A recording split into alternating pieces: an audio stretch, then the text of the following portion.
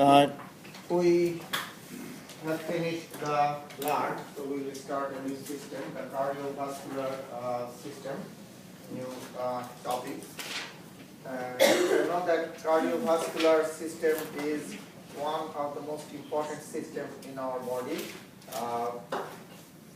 So cardiovascular, if you think the name of this system, it has two parts. Cardio indicates heart, the heart, and vascular indicates the blood vessels. So heart and the blood vessels are the parts of this system. Okay? And we have one heart, you all know that. And what are the blood vessels? Blood vessels are arteries, veins, and capillaries. So those are the blood vessels. So heart and blood vessels are the parts of the cardiovascular system. In today's lecture, first we'll talk about the location of the heart, where the heart is located in our body. We'll talk about that. Then we'll talk about the circulation of blood in our body, how blood circulates in our body. Then we'll talk about the coverings of the heart. Heart has connective tissue coverings, and we'll see what are those connective tissue coverings around the heart. Then we'll talk about the surface of the heart. What is that? If you look the heart from outside, the outer surface of the heart, what are the structures? You will see. So that's the surface of the heart. Looking the heart from outside. Okay? Then we'll talk about the wall of the heart. The structure of the wall of the heart. How many layers are present in the wall of the heart? We'll see that. Then we'll talk about the heart muscle. First, we'll see the anatomy of the heart muscle. If you see the heart muscle under the microscope, you have already seen in the lab cardiac tissue, right? Cardiac tissue under the microscope. 3 different types of muscle tissues you have seen, right? In last lab, the cardiac muscle tissue, if you see under the microscope, intercalated, right? Striations, branches. So that's the anatomy.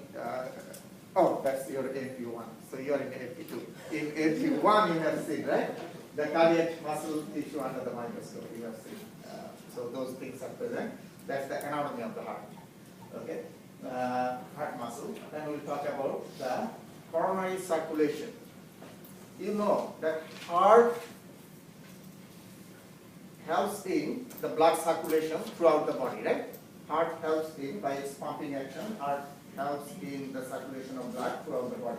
But heart itself needs blood supply, because heart is a living organ, right? And for all living tissue, we need blood. So who supplies blood to the heart? Heart muscle. That's the coronary circulation. Okay?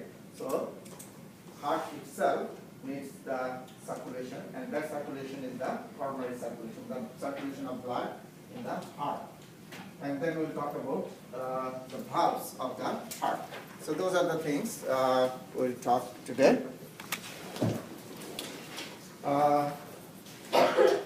First, we will see the location of the heart. Heart is located inside the thoracic cavity, inside the thorax. And if you see this picture, approximately two-thirds part of the heart is located in the left side, and 1/3 part of the heart is located in the right side of the thoracic cavity. Okay? And the heart, the extent of the heart, superior, inferiorly, is between 2nd and 5th intercostal spaces. So the upper boundary is in 2nd, and lower boundary is in the 5th intercostal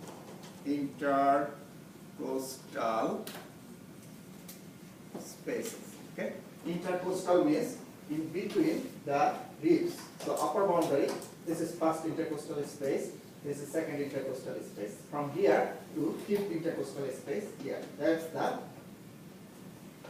upper and lower boundary of the heart. Now, heart has, it is a conical shaped organ. It is a conical shaped organ. So, like a cone, it has a pointed part, that's the apex, and a base. So, apex is the pointed part of the heart located inferior and to the left. So, inferior means below, and this is the left side. So, this is the apex. Make sense? So, inferior and to the left. The pointed part of the heart, that is called the apex. And the base is in the opposite side of the apex, and base is the part where large blood vessels are attached to the heart. So most of the large blood vessels of the heart are attached to the base of the heart. Okay? Now, heart is located in between the lungs. We have two lungs, you know, right and left, and in between those two lungs, the heart is located, and the cavity where the heart is located, that cavity is called the pericardial cavity. The pericardial cavity is this one. So, in between two lungs, heart is located inside the pericardial cavity. You can write it. In between two lungs, heart is located inside the pericardial cavity. Okay? Now, this organ, you see the flat muscle, this is the diaphragm, and heart is just sitting on the diaphragm. So, heart rests on the diaphragm, which is a flat muscle. Okay? So, I gave you some important information about the location of the heart. I am repeating quickly. First, if I ask you in general, tell me where the heart is located inside the thoracic cavity, right? But thoracic cavity is a big area, right? So, specifically where inside the pericardial cavity, in between what? Two lungs. Okay? And if you see the heart has an apex, that's the pointed part, and a base where the large blood vessels are attached to. Make sense? And heart is sitting on a flat muscle, that is the diaphragm. Okay? So, yes. If someone has a herniated thyroid, can that cause complications with your heart if it's bad enough because it's spread on the diaphragm like that? Herniated what? A herniated thyroid. Hiatus? Yeah, I guess. Hiatal hernia. Hiatal hernia. That is not related to heart, that is related to stomach. A past part of the stomach, this is the esophagus, right? This is diaphragm, esophagus, Yeah. going in, stomach here. Now, if this opening gets bigger, sometimes the part of the stomach comes up. Okay, so that's the. But that doesn't that- ever cause complications? Usually not, usually not. But if too much, then space is a problem, so it will push the heart, and that can cause, the pain or other problems. Okay, so we'll talk about that when we talk about the stomach. Okay. So, 2/3 part of the heart is located in the left side of the thoracic cavity. 1/3 is located in the right side of the thoracic cavity. So that's the all information I gave. Okay. Now we'll talk about the circulation of blood. Inside the human body, there are 4 different types of circulation. 4 different types of circulations are present in the human body. 3 of them are called adult circulation, are what?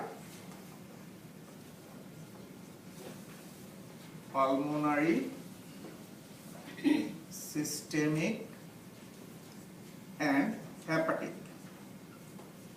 Also called hepatic portal or hepatic, same thing, circulation. Okay, so those 3 are present inside the adult human body, those three circulations. And there is another type of circulation which is only present in the fetus, that is called fetal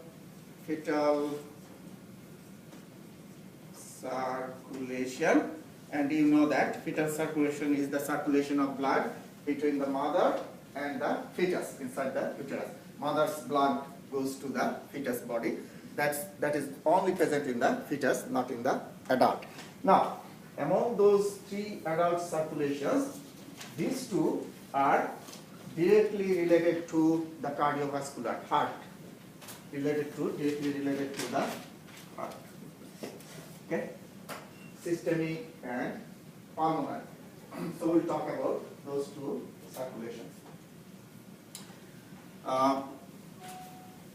Pulmonary circulation is the circulation of blood between the heart and two lungs. So between the heart and the lungs. That circulation of blood is the pulmonary circulation. Is it clear? Okay. Systemic circulation is the circulation of blood between the heart and the body, throughout everywhere in your body. So pulmonary is only between the heart and the lungs.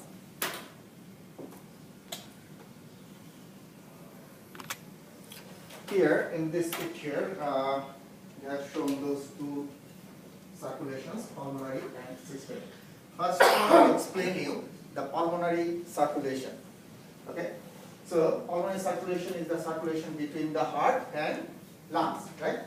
Now, to understand the pulmonary and systemic circulations, two things you need to keep in your head. Okay, two things you need to remember. One is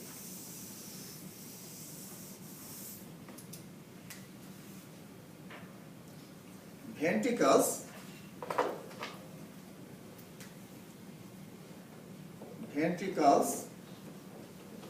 pumps the blood out.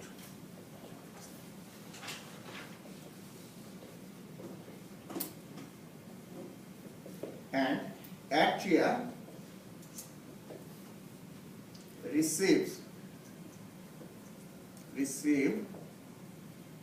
the blood. Okay, this is one thing you need to remember. Ventricles ejects the blood out, causes the blood to get out, and atria receive the blood from outside. Okay, that is one thing you need to remember. Another thing you need to remember is right side of the heart deals with deoxygenated blood. Okay, right side deals with deoxygenated blood, and left side deals with what? Oxygenated blood. Okay, so those two things you need to keep in your head, in your mind. Okay, now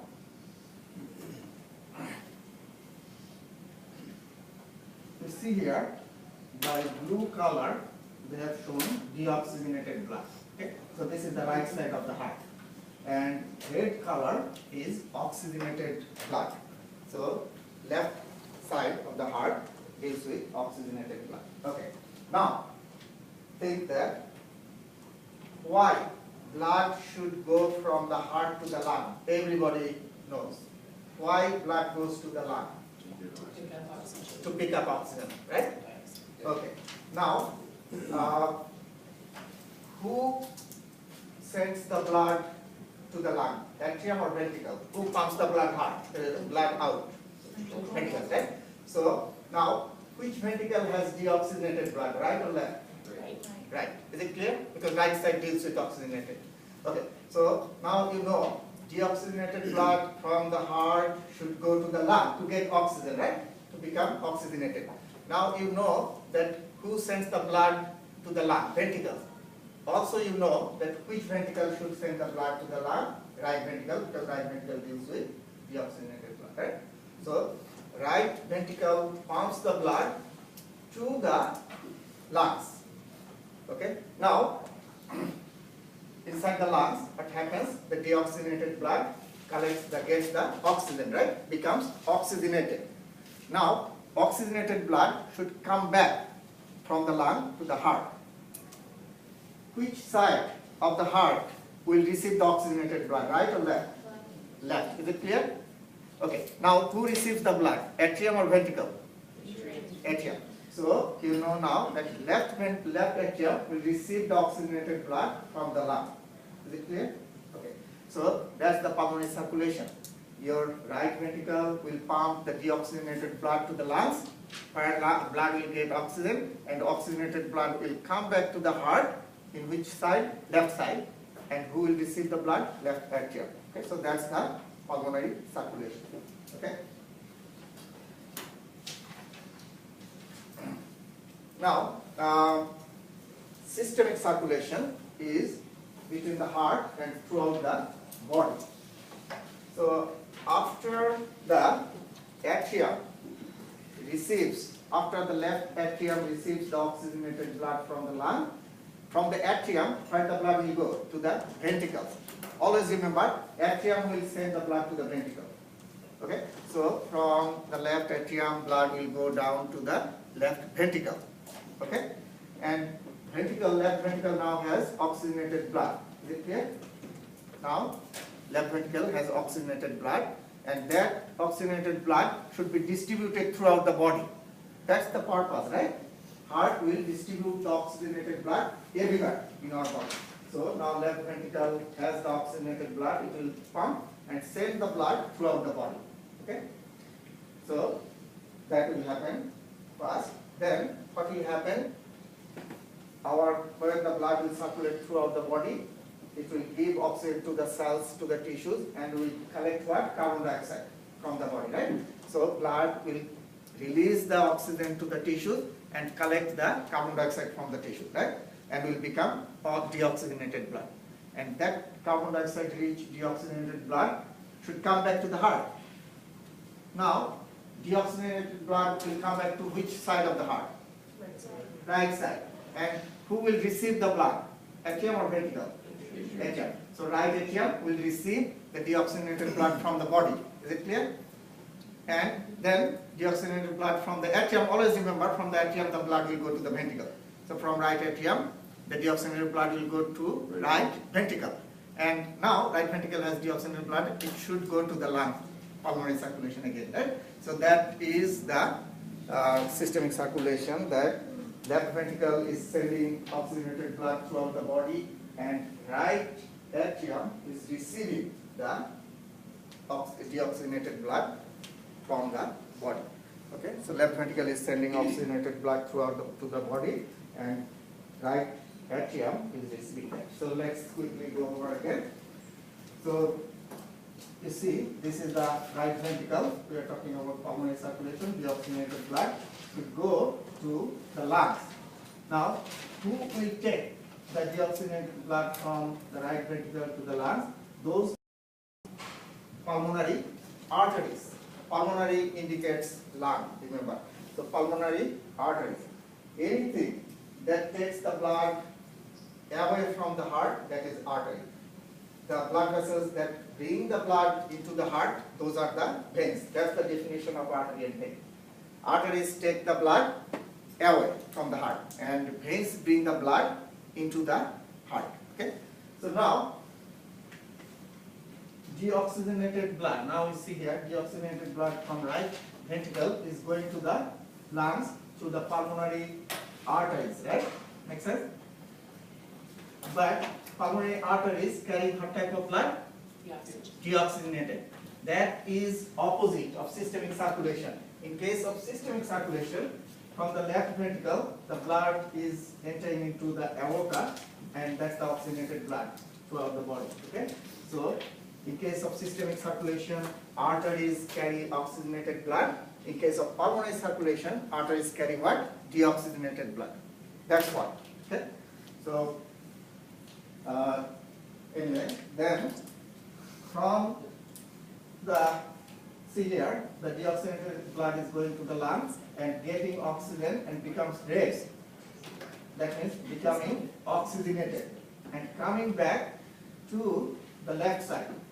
From the lung, oxygenated blood is coming back to the left side, and left atrium will receive that blood. Okay. Now the veins bringing the blood into the heart from the lungs, those are the pulmonary veins. So that's why pulmonary veins carry oxygenated blood and pulmonary arteries carry deoxygenated blood. Is it clear? Okay. In case of systemic, it is just opposite.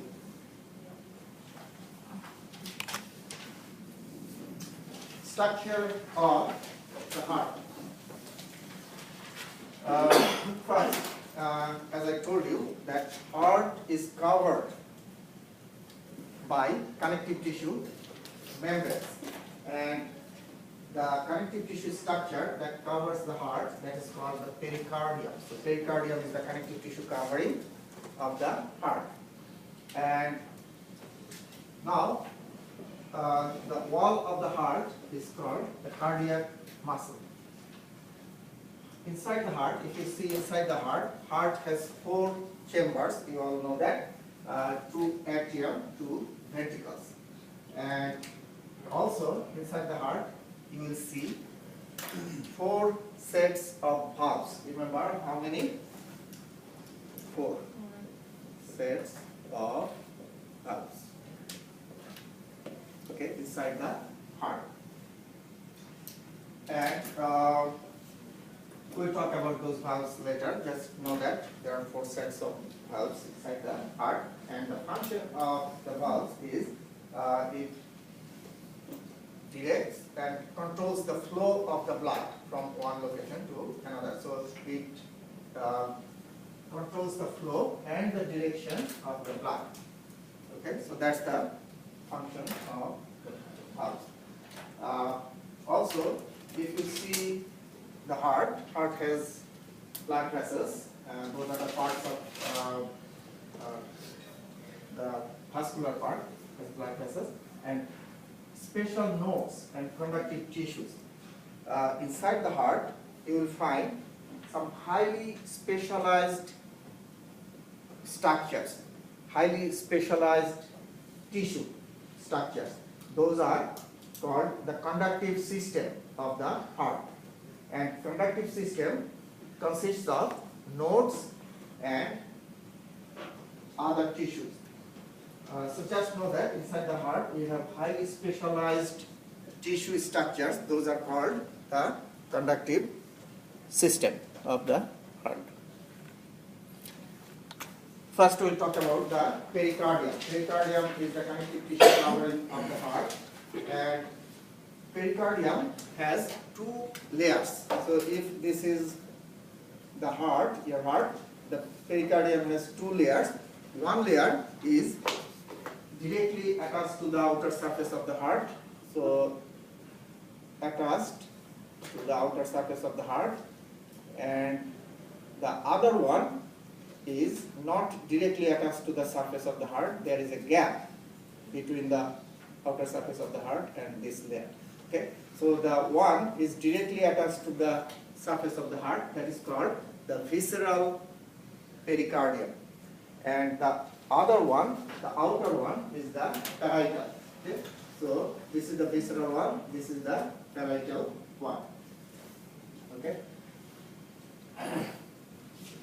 so visceral one is attached to the heart and parietal, and in between those two there is a space. This space is called the pericardial cavity, and pericardial cavity contains fluid, and that fluid is slippery, lubricating type fluid, and that fluid is called the pericardial fluid. So in between the visceral and parietal pericardium, those 2 layers, there is a gap or space that is called the pericardial cavity, and that cavity contains a fluid. What type of fluid is that? Pericardial fluid. What type of fluid is that? Lubricant. So slippery kind of lubricating fluid, and the presence of that fluid is very important, because you know that heart continuously contracts and relaxes, right? Heart. And when heart contracts and relaxes, the layers, those two layers, move like this.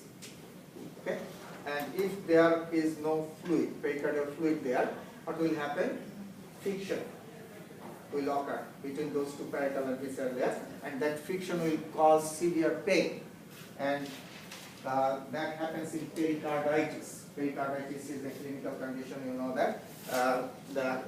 What happens in pericarditis, infection occurs and the fluid may decrease in amount, the fluid amount may go down. Another thing happens, the quality of fluid, the slipperiness of the fluid will go down. So what will happen? Friction will occur, right? If the fluid loses its, slipperiness, and if the amount goes down, then friction will occur, and that causes severe pain in pericarditis.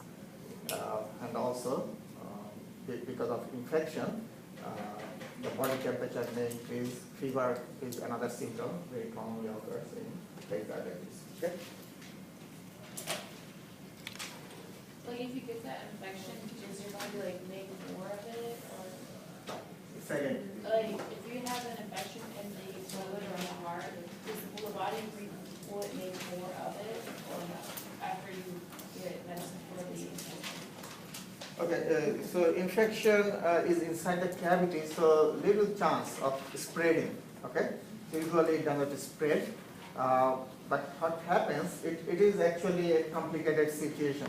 So amount of fluid goes down, the quality of fluid gets bad. That is one thing. Sometimes what happens when infection occurs, you know that in that area, fluid is also released from other cells. You will see when you get infection, that area gets swollen up, right? Gets bigger. So sometimes what happens in the late part, if you don't treat the patient, then what can happen? Water will come in if the patient is not treated, and will heavily fill this space.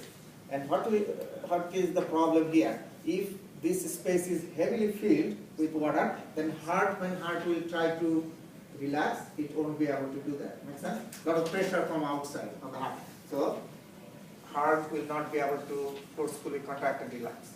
So that will cause the problem of the heart. The less blood will be pumped. So eventually, the heart failure, if you don't treat the patient, can happen. Okay, so here you see the parietal layer and visceral layer and the pericardial cavity. So this is the visceral layer, we are attached to the heart. Both are connective tissue membranes, and this is the parietal layer, and in between those two, this is the space, the pericardial cavity, and that contains the fluid. Okay.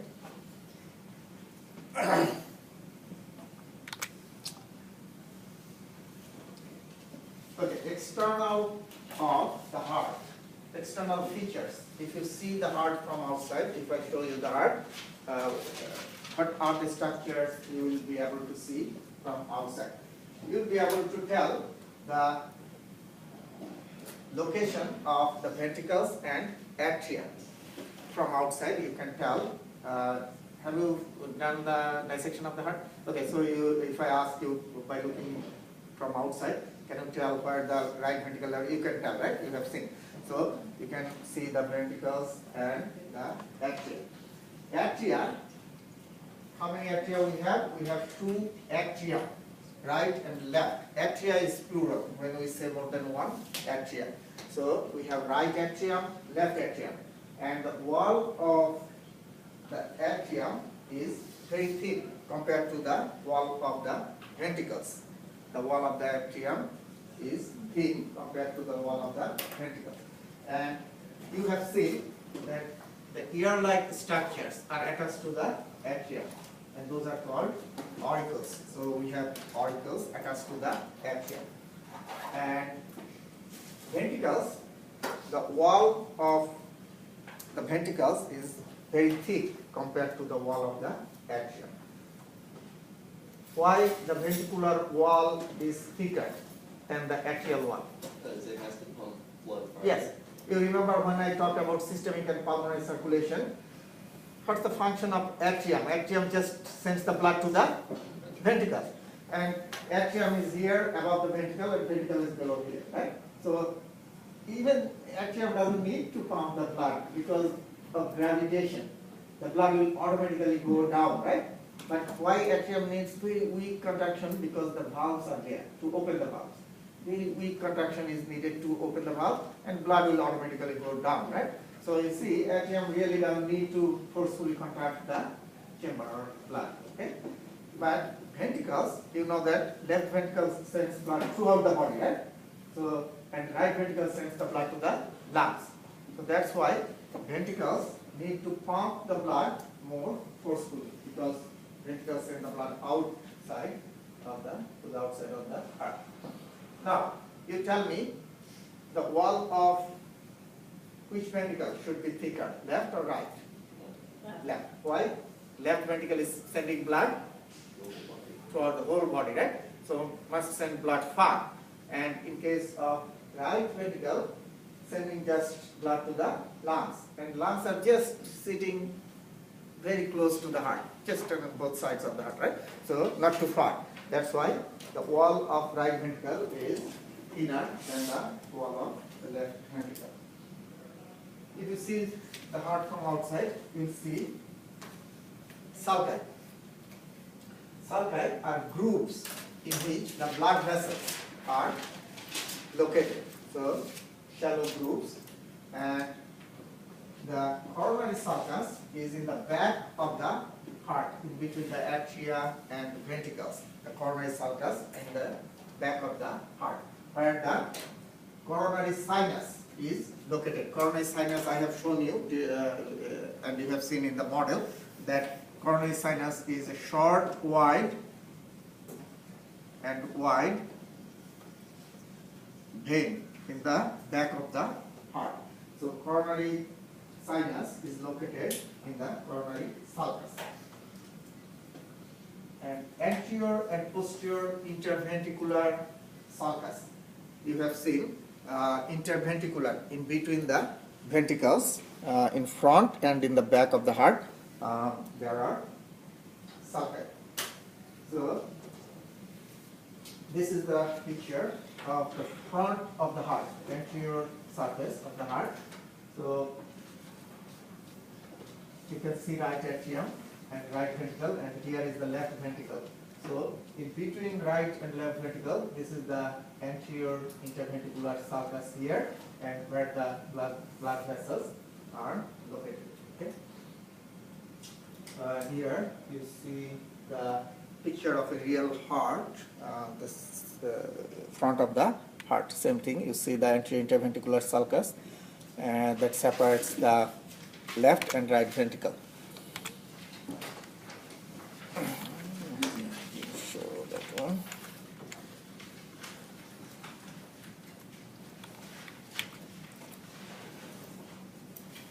Okay, we have talked about the function of the chambers, you already know. So here you see inside the heart.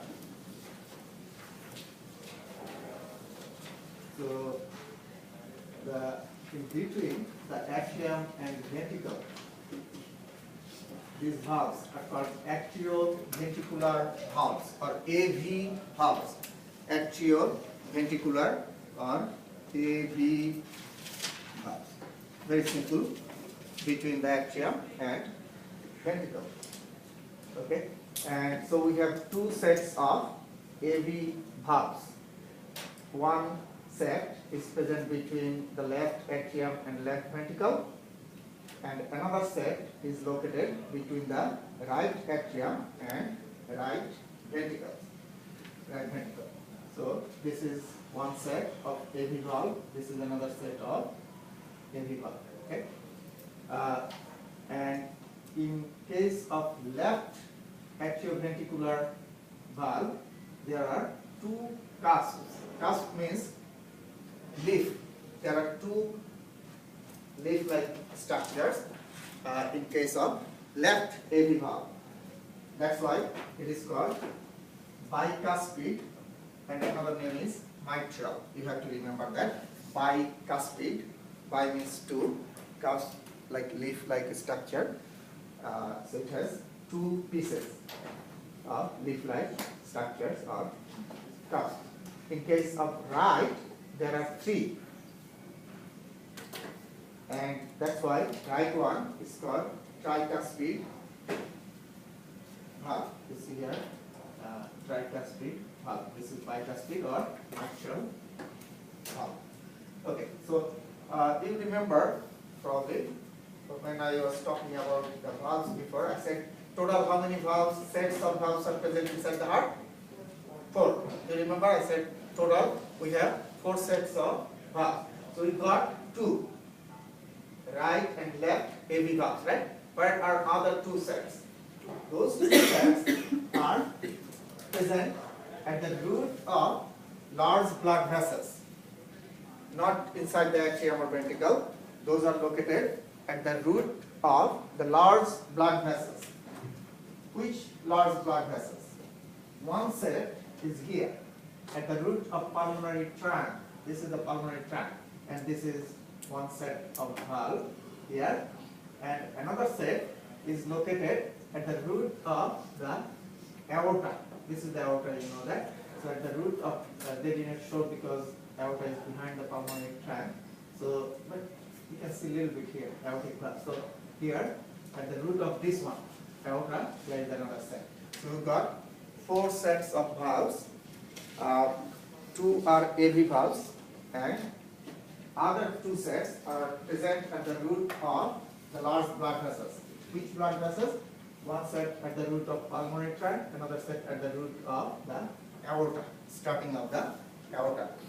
And those 2 sets are called semilunar valves. Those are present at the root of pulmonary trunk and aorta. Those are called semilunar valves. So we got 2 AV valves and 2 semilunar, half moon. Okay, semilunar valves. Lunar is moon, so half moon. Okay, so those are the 4 sets of valves. And in each of the semilunar valves, we have 3 cusps or 3 pieces. Okay, this one has 3 pieces. Also, the aortic one, although you don't see in this picture, has exactly same 3 pieces.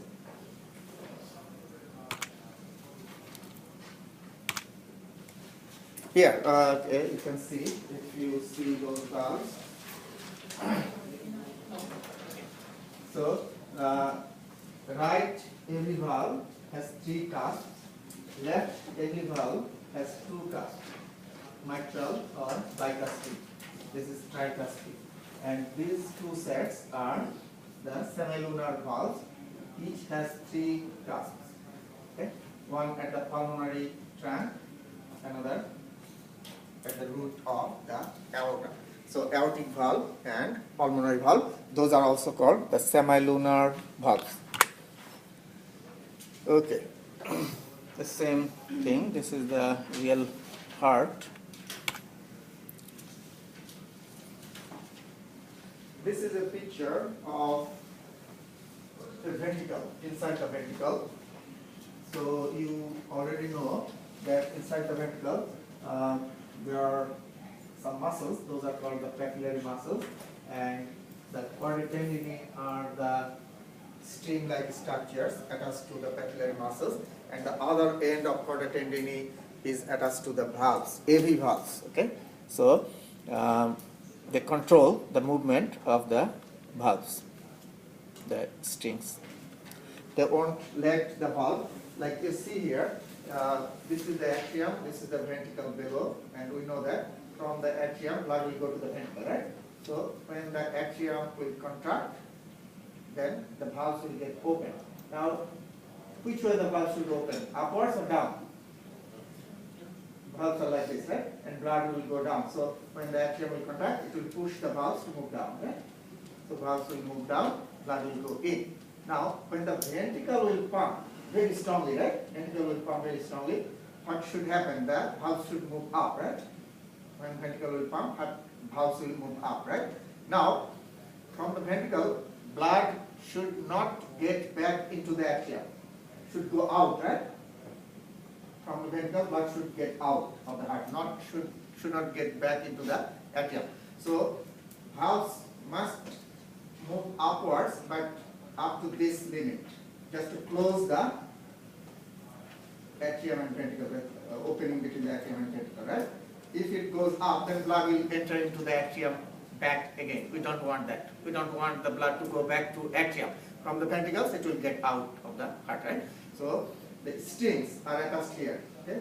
So when the valve will get down, string will just get loose, and when the ventricle will pump, the valve will go up, but up to a certain limit.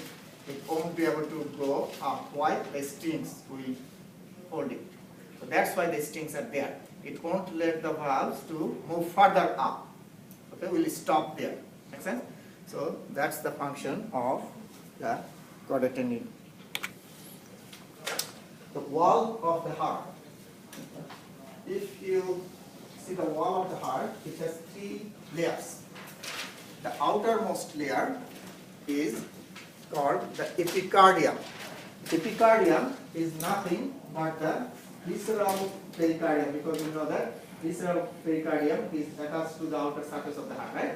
So if you very closely attached, very strongly attached. Now if you cut the wall of the heart, first layer you will see the visceral pericardium because it is attached to the outer surface of the heart. So that is called epicardium, which is nothing but the visceral pericardium. Then myocardium is the thickest middle layer. It is the thickest layer and it is the middle layer of the wall of the heart. And it is formed by the cardiac muscle tissue. And then, so it is a muscular layer.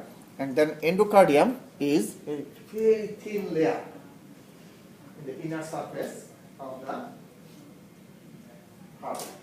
And that is formed by simple squamous epithelium.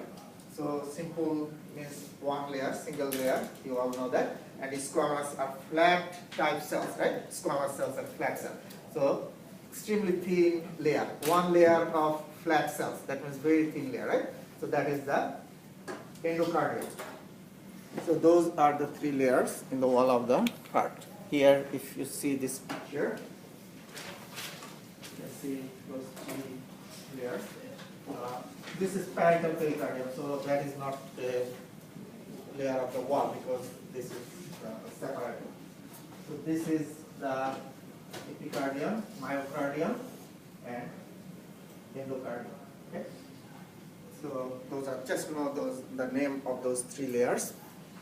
And if I ask you, epicardium is what? Epicardium is nothing but visceral pericardium.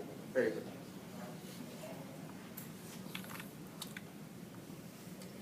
Anatomy of the cardiac muscle. We know that cardiac muscle cells or fibers are striated. If you see the cardiac muscle tissue under the microscope, you have seen that in NP1. The striations of the lines are present, and many large mitochondria are present inside the cardiac muscle cells or fibers. Why many mitochondria should be present? Because you know that heart muscle is the only muscle that's continuously working 24 hours, right? Even in your sleep. So heart needs lot of energy. Heart muscle requires lot of energy. So we know that mitochondria are called the powerhouse because they produce ATP, the energy source of energy. Okay. Centrally located single nucleus. Intercalated discs. The heart muscle fibers are attached to each other by thick bands. Those thick bands or lines are called intercalated discs. And gap junctions, many gap junctions are present in the heart muscle. So, also desmosomes. Desmosomes are very strong intercellular junctions. In NP1, most of you have taken NP1 with me, so you remember there are three types of junctions, intercellular junctions are present: gap junctions, tight junctions, and desmosomes. Remember? Okay, so desmosomes are the strongest, very strongly hold the cells together, one cell to another cell very strongly. Desmosomes. Many desmosomes are present in the cardiac muscle cells, and gap junctions have many holes or pores, so the fluid from one heart can go, one cell can easily go to the next one. There are many holes through the gap junctions. Okay, so those two types of intercellular junctions are present in the heart muscle. Now the question is why? Think that heart muscle fibers, when one fiber contracts, other fibers also contract, because heart should contract as a whole together. All muscle fibers should contract at the same time, right? To make forceful contraction. So that's why the muscle fibers or cells are very strongly attached to each other. If one muscle fiber thinks don't want to contract, I am tired, no way, because others are strongly attached, right? They will pull. It's like you all are holding hands each other very strongly. So even if one person is lazy, you have to move and everybody will move, right? No way, they will pull you. Okay? So that is very important, right? So all muscle fibers must work together to cause forceful contraction. Gap junctions. Many gap junctions are present also. Why?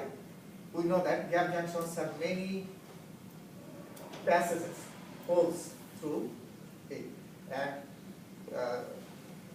when any change will occur inside one muscle fiber, then it can easily go to the next one through those holes. The information can easily go to the next muscle fiber. If the doors are open, there are many rooms, right? If all doors are open between the rooms, then communication will be easier, right? You can easily pass from one room to the next. So any change occurs inside one cell, electrical impulse occurs, then it can easily go to the next one. Any ionic change occurs inside one cell, the fluid can easily go to the next. If they are separated completely, the fluid will not be able to, they won't be able to talk to each other, right? This is simple.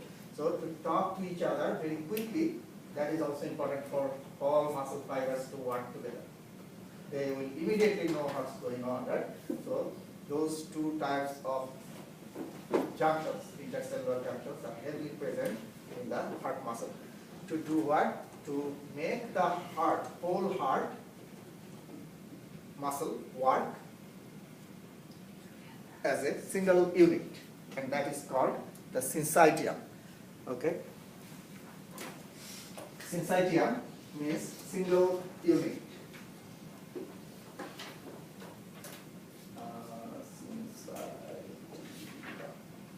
Okay?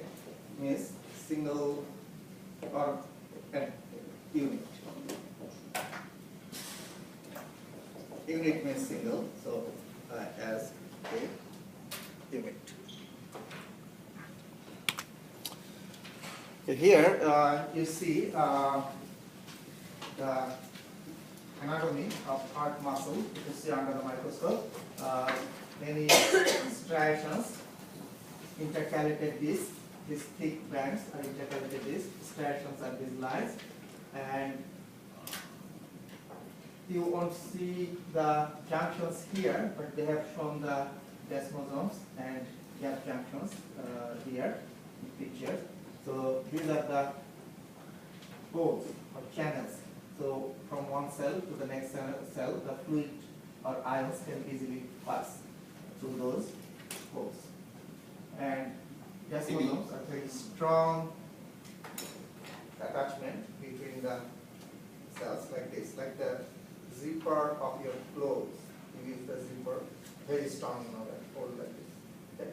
So that's the desmosomes. Okay. Okay. Many mitochondria you see inside the heart muscle fiber. Many mitochondria are present, and you know why. So just know that.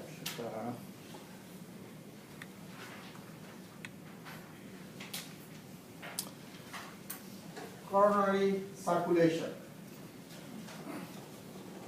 as I told you, that although heart supplies blood throughout the body, heart pumps the blood throughout the body, but heart itself needs blood supply, and that blood circulation of the heart or wall of the heart, that is the coronary circulation.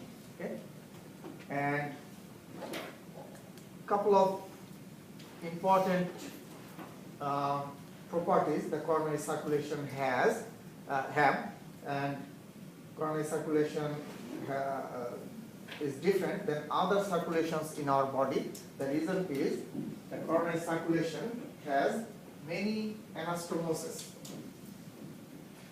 Anastomoses are the connections between the blood vessels. So, if this is one branch of coronary artery, this is another one, there are many connections between them. They are connected to each other. Okay, that is called anastomosis, like this.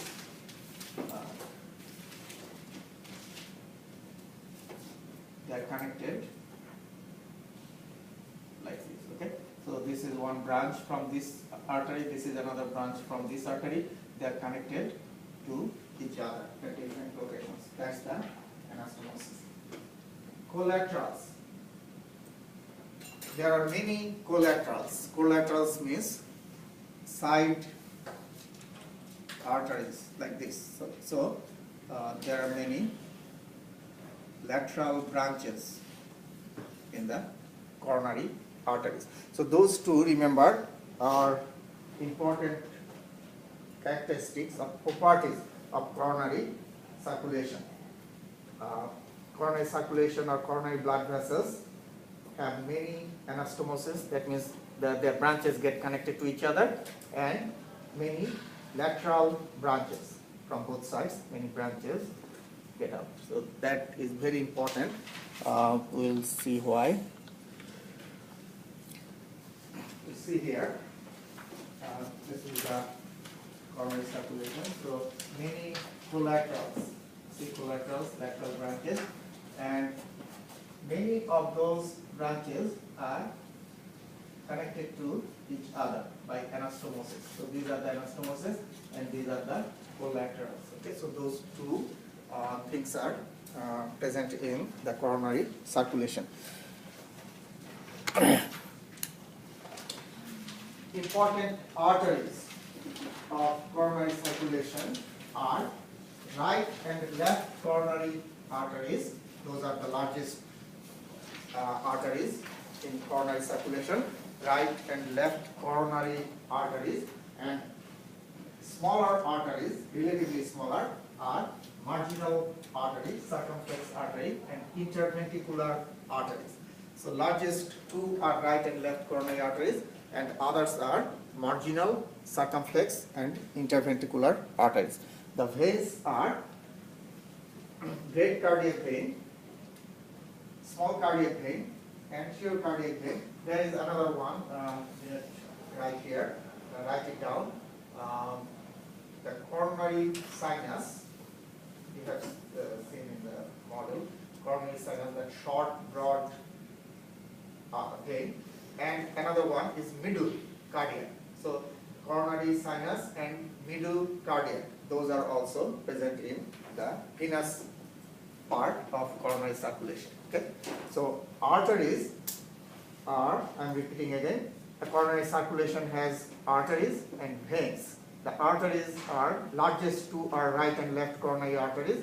The smaller ones are marginal, circumflex, and anterior posterior interventricular arteries.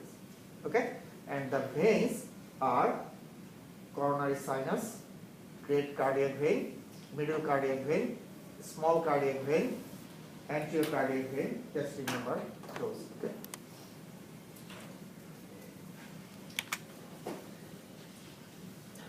Here you see right and left coronary arteries. Those are the largest ones.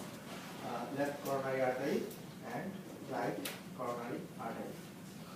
Very easy to identify when you see in the models.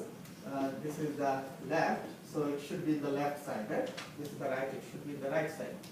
And in between they arise and start to run in between the atrium and ventricle around here. So not difficult. If you know which side is that, and the largest ones are the coronary artery. Right? And then the circumflex artery is here. Circumflex means it's going around like this. Okay? So going around the heart, not going down or up, going around the heart like this. That's why it's called the circumflex. If you look the back, you will see it's going like this. Okay? Interventricular. In between, you know the interventricular sulcus. So this is anterior interventricular sulcus here, and anterior interventricular artery lies in anterior interventricular sulcus. Okay? And posterior interventricular over here in the back. Although you won't see from the front, they have from the back. This part is actually in the back. Okay? So those are the arteries. You can see veins, coronary sinus. If you look the back of the heart, this short, broad vein, piece of vein, this is the coronary sinus. Okay? And then coronary sinus becomes the great cardiac vein. So great cardiac is nothing but the one that starts from the coronary sinus. And this is the anterior cardiac, these are the anterior cardiac veins. And small cardiac vein, middle cardiac vein in the back, starts created from the coronary sinus. So great cardiac and middle cardiac are directly arising from the coronary sinus. Here, this is the back of the heart. You see the coronary sinus. Coronary sulcus is here. So coronary sinus is in coronary sulcus. And this is the great cardiac. Remember I said that great cardiac arises from the coronary sinus. So this is the great cardiac. And this is the middle cardiac, also arises from the coronary sinus. So great cardiac and middle cardiac, they arise from the coronary sinus directly. Problems related to coronary circulation. Coronary circulation is very important, extremely important. You all know that, right? And in many hospitals, you'll see they have coronary unit. Coronary unit. They deal with only the coronary problems related to the coronary circulation. So coronary circulation is extremely important circulation. That is the circulation of the heart, and we know that heart is a very important organ in our body, right? So that circulation is very important. So a number of serious complications can occur if coronary circulation is bothered, or coronary circulation is hampered, or is disturbed. So what are the problems can usually we see or hear can occur? One is called angina pectoris. Angina means pain, and pectoris, you all know that pectoral part means what? Chest. Okay. We know that this is the pectoral part of the body. So angina is pain, and pectoris indicates the pectoral part or chest. So angina pectoris is simply chest pain. Okay, chest pain. And why that happens? Angina pectoris happens due to the blockage of the coronary artery. But what kind of blockage? Partial blockage. Usually, if this is a branch of coronary artery or coronary right or left coronary artery or their branches, if partial blockage occurs here, then blood flow, if this artery is supplying to this part of the heart, then what will happen? The flow of blood will be reduced, will be less, right? Blood will flow into this part is less. So that will cause pain, because the tissue will suffer from lack of oxygen and nutrition. because we know that blood supplies oxygen and nutrition. So because of lack of oxygen and nutrition, the tissue will suffer and you will feel pain. Now, the pain of angina pectoris is called referred pain. Referred pain. That means what? Referred pain means although the pain has originated in one location, the patient will feel pain far from that location too. That is the referred pain, okay? Like you have liver here, we know that. If the origin of pain is in your liver, but if you feel pain here, usually that happens in case of, liver problem. The patient also feels pains around the umbilicus. So that is the referred pain, right? In case of angina pectoris, that pain is also called referred pain because the pain originates in the heart, but the pain goes all the way to the arm and can reach to the tip of the finger.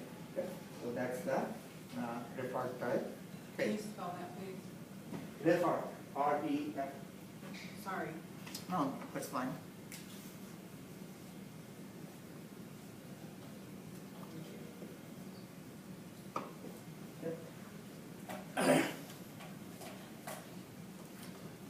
Okay. Myocardial infarction. If the blockage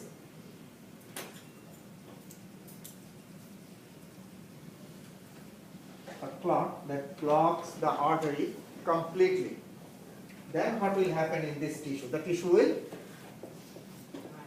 die because of absence of oxygen and nutrition. The tissue will die, and that is the cause of myocardial infarction.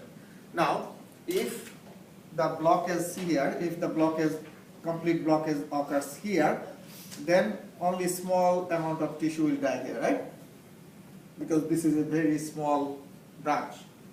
So if blockage occurs here or here, then bigger area will die.